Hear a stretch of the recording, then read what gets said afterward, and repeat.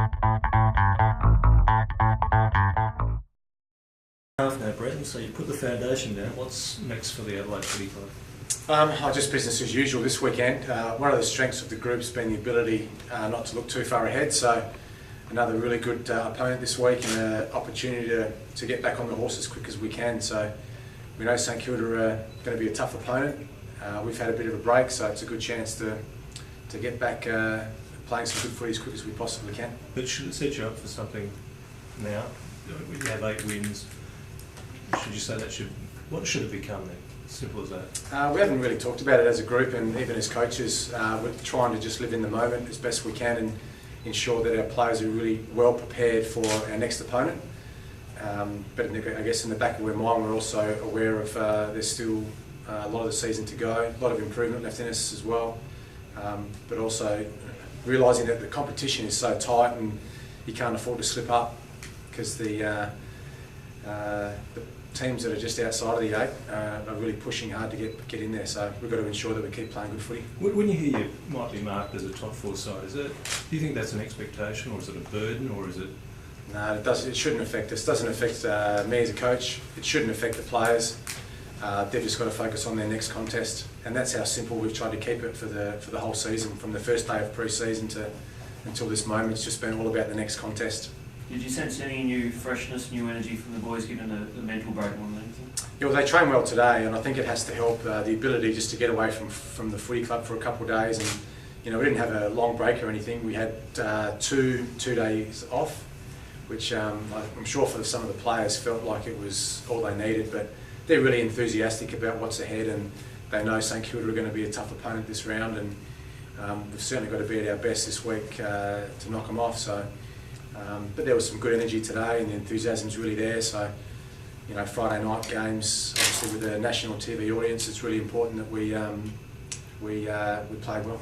You look at the next contest, but you look at your second half of the draw at all and see what's ahead? I know that 5-week block you looked at. Did you look ahead and see you've got a reasonable draw or not? No, we didn't even look at that 5-week block. I know it got brought up a lot from you guys about that really tough schedule that we had, but. Honestly, we just looked at our next opponent and we tried to focus on what we could improve on, but also too how we might be able to exploit the opposition. And nothing's changed for us this week. We had a mental and physical breather over the weekend, but this week will just be business as usual. We'll crash back in and ensure that we bring our best game against Saints. Brenton, with your want to always look deeply into how trends go, have you looked at Adelaide's trend after a bye? Do you interest yourself in that? Does that tell you something about it? I wouldn't even know how it is, so are you going to tell me, or it's good or bad? Well, my memory of it is they seem to stall, but whether you've actually different group of coaches. I haven't even looked at it, to be honest. So great opportunity after a bit of a freshen up to once again play against a quality side and play well. You mentioned that competition is so tight, it's got the ability to bite, to use the vernacular on the bum. Have you spent the bye looking at how you can waterproof yourself? Yeah, we did have we didn't go into great depths, but we did have as coaches, we had a little mid-season review just to sort of see where we sat across the competition in a lot of different areas. Some things were at the top, contested ball, clearances. Some things were right down the bottom. So we've got to ensure that we tighten up those areas that need room for improvement. Stuff like uncontested possession, we're not getting enough outside ball, which should be a strength of ours. So we'll ensure that we just keep ticking those boxes as the season progresses, and hopefully we set ourselves up for a really solid second half of the year. But so far we have to be happy with where we're sitting, but then we can't get complacent. So yes, be happy, but don't get complacent. So when you do it in the context of the what-if meeting, what's the biggest what-ifs, the ones that you have to work on? We spent a little bit of time over the break ensuring that if our depth got tested, that we could have players that could step in straight away. And we have, we've got players playing well at SANFL level. We've got players with experience playing well at SANFL level as well. So we're just ensuring that those players, if they are exposed to our newer systems and structures, that they can handle that. In that case, is it best to start managing some players as well, the ones that have had heavy match time? Yeah, good question. At this stage, we'll manage players through the week, and we won't give players matches off. But ask me that in 6 weeks and it might be a different answer. But at this stage, it'll be managed players through the week with their training. But we'll certainly pick our best 22 every week. That can be flip side, you give guys a rest because you feel that they need the energy to come up. Well, what about those blokes who you haven't been able to push in? If you go 16, 17 weeks without seeing them in the AFL, that could be difficult for them too. Yeah, well hopefully, I reckon we've got a squad of about, at the moment, 33 to 34 players who we could confidently pick that would come in and play good AFL footy. And that's something that we talked about as coaches over the break. At the moment, we're pretty much injury-free, so we haven't had to test that depth yet. But there's players, as we've mentioned almost every week here in the press conferences, that there are players that we could confidently pick who we know would play well. So, would you pick them because you need to pick them to be sure of them, or would you keep them? We'll pick them when we need them. Yeah, we won't shuffle and flirt with our form too much. Shuffle the team around just to bring a player in to expose him. But yeah, like I said, ask me that question again in 6 weeks' time, and we'll see how we go. But at the moment, yeah, we're really focused on St Kilda. That's been the strength of the group, living in the moment, ensuring that we're playing really good footy against our next team. But as coaches, we'll look a little bit further ahead. But players and match day coaching is purely on the game we're playing. Are you saying 6 weeks because that could be the point where you lock in a 5 weeks worth in I'll pluck that number out of the sky then. Maybe ask me in 5 weeks or 7. But so sometime in the month. Yeah. Okay. Just generally speaking, to give us, I suppose, and the fans more so, a bit of a human insight of yourself. Surely at some stages, Rockback had a beer over the break and had a quiet thought to reflect on the first half of the year. Are you surprised? Or, just give someone an insight into what you think about it. Really happy that where we sit on the ladder and our win-loss, 8-2. But I guess the pessimist says there's still a lot of room for improvement. There's some things that we need to really tighten up on quickly, and we saw in some stages of games this year we've been exposed in different areas. That's what I focus on. That's what keeps me awake at night, is those areas. So we're certainly not patting ourselves on the back yet, and I know it'll be easy to say, we've had a great first half of the year. It's just going to happen in the second half. We have to ensure that we keep improving, keep being hard on each other, open feedback sessions. And for a minute, if you take your eye off the ball, you're going to get exposed. So yeah, it's important that we keep focused. Could we say that's a bit of a fear of yours then, that there's obviously a little bit of, you're always banging on about humbleness amongst the supporter group, but also complacency is a much used word, but is that a fear of yours, that how do you keep them more motivated? Not so much that. It's just you've just got to ensure that the minute you think you're going really well is when the game can turn around and bite you. So we've just got to ensure that our players have got a really level head, really humble with their approach, and really fierce in every contest that they go to. So as soon as you start to rely on your teammates doing your hard work for you is when you get exposed. At the moment, we're getting buy-in, and we're getting really good, a really even contribution from the 22 that play. There hasn't been too many times this year, maybe Hawthorn last quarter against Collingwood, where we had too many passengers. At the moment, we're getting an even contribution, so that's got to be our message through the second half of the year. And because there has been good form and no injuries, there's that real reliance on, I've got to play well today, and I've got to help my teammates play better. So if you try and play selfish footy for yourself, is sort of when the team starts to fall apart. But you're right, coaches often look at a pessimistic view, like if we lose one, what if we lose two? If we lose two, what if we lose three, then we're out of the race again. So that's the importance of not looking any further ahead than the next opponent. And what we say in the change rooms is the next contest. So Sam Jacobs' first centre bounce on the weekend sets the tone. That's been the strength of the group. How big a threat is Nick Riewoldt? Obviously, there was talk of his demise earlier in the year, but he's bounced back really well. Is he still the player he always was? Yeah, he is. Yeah, he was great on the weekend. He's had a good season. I know he's got some good support at ground level as well. If we just focus on Riewoldt, then you're going to have Milne, Schneider, Sard, Malira who pop up at ground level. So St Kilda's small forwards are just as dangerous as St Kilda's big forwards, I think. Is he spending more time inside 50 this year, though? Is that what his scouting report tells you? Yeah, he's playing a bit closer to goal, which is fine. We hopefully have enough players that can cover them. We've seen Rutten in form, we've seen Talia in form. Sam Shaw was great last week, we thought, so we're going to have some options. But yeah, we certainly don't go in with one-man focus. He hasn't played that well in Adelaide, though. Did the 19th man get into his head, or what is it in Adelaide? I hope so, but I didn't know that either. I didn't know that he doesn't play well in Adelaide, but he'll be a tough opponent. We should talk about Lenny Hayes, Nick Del Santo, Montagna, Goddard. They're a side that's full of talent, and we're going to certainly have to be at our best to get the points. Is this a game where you've got that national television audience where you can actually, punish a side and really make a statement to supporters of other teams? Yeah, it is, but it's a difficult one with the players. I'm not sure how to handle that with the players. Do you say this is a big chance, Friday night, national TV audience, go out there and make a statement? Or do you say, doesn't matter who's watching, we just play the Adelaide way. We play the way that we've been proud of in this first 10 rounds. Doesn't matter who's watching, you just play a way that's ruthless and relentless, no matter who's watching. So that it's a bit, I don't know which way to go with that, but I'm sure you'll see a Crows side that plays really hard on Friday night. They've always been a very just a moment ago about Friday night football, big stage, all that. What does it say when? Yeah, that's okay. Commercially, it would be better for us if we had every game on a Friday night, but we've just got to beat whoever they schedule against us to beat. Whoever they schedule us to play against, we've just got to be at our best to beat them, whether it's Friday night or Sunday night. But they make it a premier time slot, so they say they want the best playing on there. It's like as if they've only given you one as the conditional one. Yeah, I know that. Is it the case of that you want to, like that question about Friday night football, that make a statement about Adelaide and why they should be on there more often? Yeah, well, hopefully we can play well and we can have a good second half of the season, and maybe next year we'll get a few more. But from a selfish coach's point of view, it doesn't really matter when we play. I just know that from an Adelaide Football Club point of view, it is a great opportunity to play well on Friday night. So perhaps that's the statement to make then? That's play well, bring a big crowd, and so you want more of it?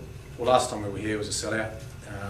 Another chance again to get a really big crowd here for a home game. St Kilda are full of talent. We think we've got some good young talent coming through as well, so great opportunity for the crowd to get here again, make some noise, and ensure we get a really good contest.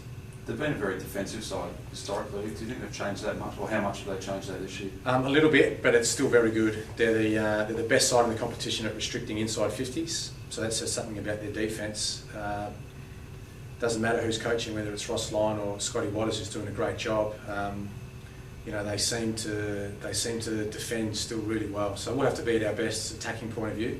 I think there's some rain coming too, so that affects us a little bit with our match committee this afternoon. But if it's wet, if it's dry, we'll certainly play a really hard style.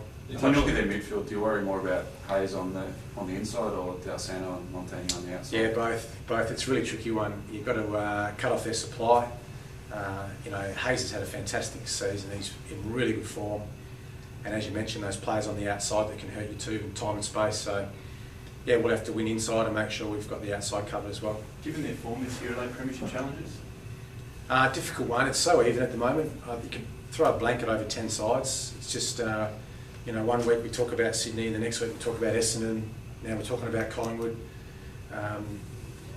If the side gets fit and in form at the right time of the year, they're going to be a chance. And that might come down. There might be 6, 7, 8 sides who are a live chance in the second half of the season, late in the year. So hopefully that's one of us. Hopefully that's us.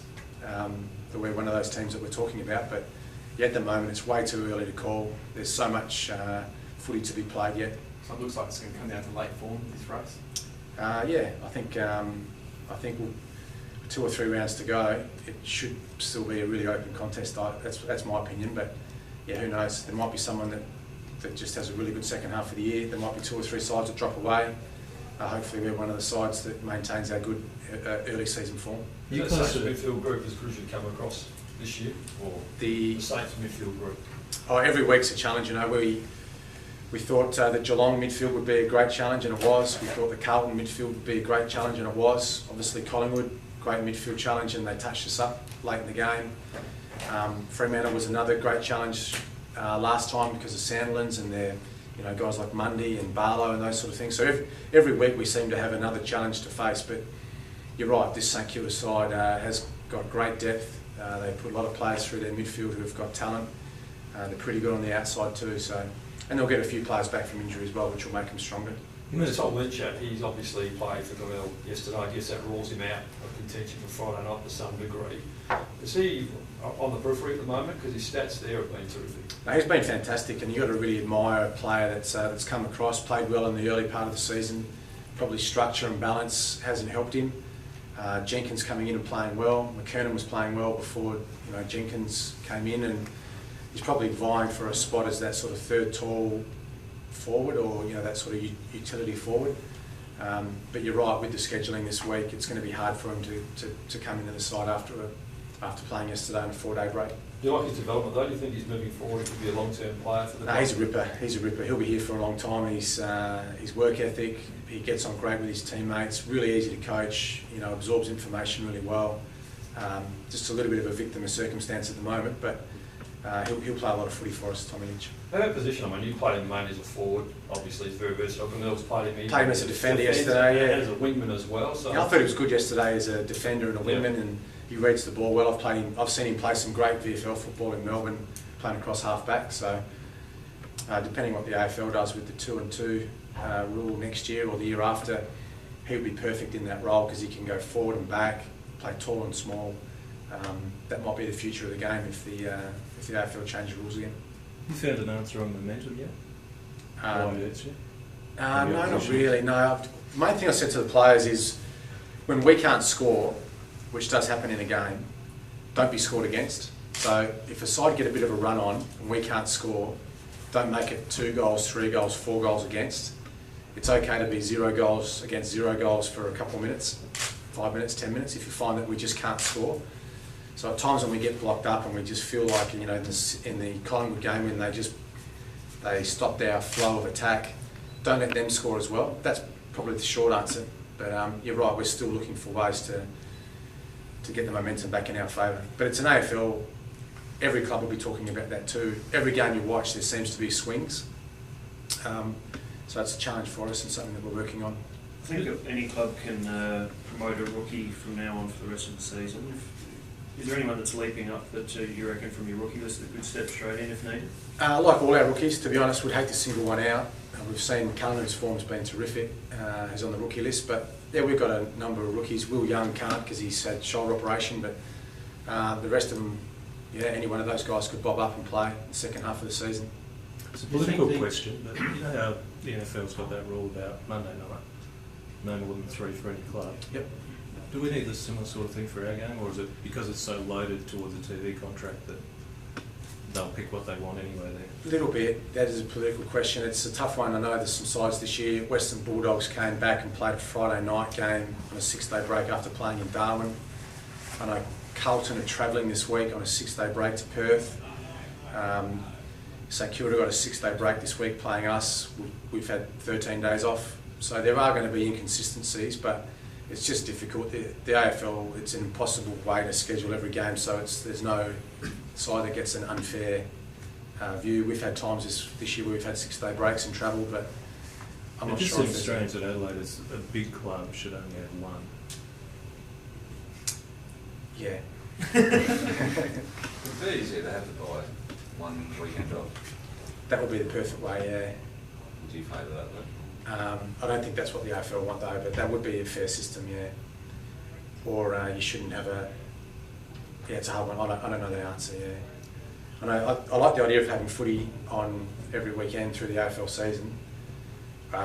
It's probably fairer though to have a bye right in the middle, but that's probably not the right answer from an AFL commercial point of view either. Well, they could mix it so that the teams coming off the bye play amongst each other.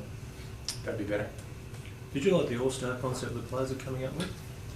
Which is... Well, apparently it's Oh, yeah, representative footy. Yeah, you pick. Yeah, like in the schoolyard, have 2 captains and you pick one. Yeah, I'm not sure about that. It might be good for a one-off. Never liked the schoolyard stuff though, where you last picked or don't get picked. Well, it'd be more amusing if you get picked by one captain one year and not by, and then the next one. Yeah. Who are you representing? Yeah, or if the captain picks all the guys from his team. But He probably wouldn't want to, would he? no, wouldn't want to. And with injuries, do you think the footy gods have been smiling on you? And, if you've got a lucky rabbit's foot or something, other teams seem to be losing key players, but Adelaide seems to be pretty well untouched with serious injuries. Yeah, it's been the same line all season for us, and I hope I don't bore you, but it's just been good management and good luck, yeah. So we haven't taken unnecessary risks with players trying to, get them back quickly. But at the same time, too, we have had some luck, yeah. I mean, our turn will come, touch wood. Hopefully it's not this week or the week after, but I'm sure there's going to be a time at some point where we're going to be challenged by injuries. But at the moment, we have been pretty fortunate. But yeah, good management's been part of that as well. Do you see Douglas returning for that 2010 form? I hope so, yeah. Douglas has been fantastic through the summer. Great start to the year. Injury setback. It was great last week over in Freo early. So yeah, fingers crossed he can have a really good second half of the season as well. Has the dynamic of the side changed too much? Can he still be as influential as he was? Yeah, midfield forward. And he can play on the wing as well. Yeah, he's one of those players that can play a variety of roles for us.